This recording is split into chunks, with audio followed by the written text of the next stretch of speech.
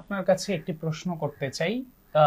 আপনি বলেছেন রাষ্ট্রীয় কর্তৃক নির্যাতনের হ্রাস ঘটেছে কিংবা তার বিলুপ্ত হয়েছে, কিন্তু বাংলাদেশের অধিকাংশ সুশীল সমাজে মনে করে তৌহিদি জনতা বা মব এই এই জায়গাটি বৃদ্ধি পেয়েছে সরকারের পালাবদনের পরে।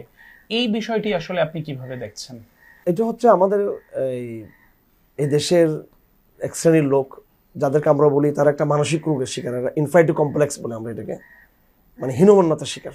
ইসলাম বললে তাদের মধ্যে একটা ইনফাইরিটি কমপ্লেক্স ইসলামোফোবিয়া এবং 2 নম্বর ইসলামফোবিয়া। দুই দিক থেকে দুটাই ভাষা আমরা বলি। ইনফাইরিটি কমপ্লেক্স হলো সে তার জাতীয়ত্ব পরিচয়ের মূল জায়গা, এটা সে বলতে সে লজ্জাবোধ করে যে এখানে আন্তর্জাতিক জাতীয় সুশীলতা আছে, কে কি মনে করে।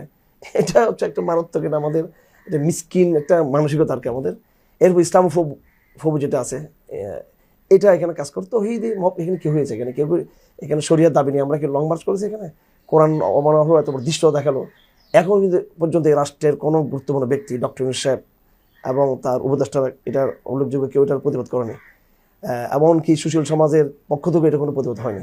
পক্ষান্তরে যদি এই জায়গায় যদি একটা গীতাকে যদি লাথি মারা হতো, বাংলাদেশ সংবিধানকে লাথি মারা হতো, তাহলে এটা নিয়ে দেশে কিন্তু একটা বিশাল কিছু হয়ে যেত। এটা নিয়ে কিন্তু কোরআনকে নিয়ে হয়নি এমন কিছু।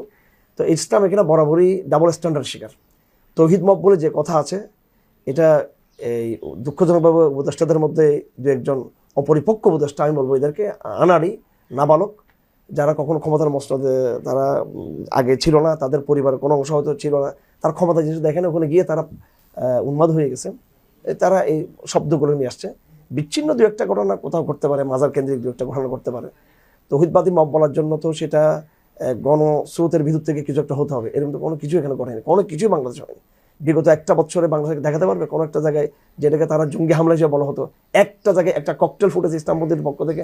বরং পক্ষান্তরে ঢাকা বিশ্ববিদ্যালয়ে ছাত্র হত্যা করা হয়েছে, ঢাকা বিশ্ববিদ্যালয় হত্যা করা হয়েছে পুলিশের গুলিতে, এমন সেনাবাহিনীর গুলিতেও কিছু শ্রমিক নিহত হয়েছে, এবং এভাবে দলীয় সংঘাতে অনেক লোক মারা গিয়েছে এভাবে। জনাব হারুনি জাহান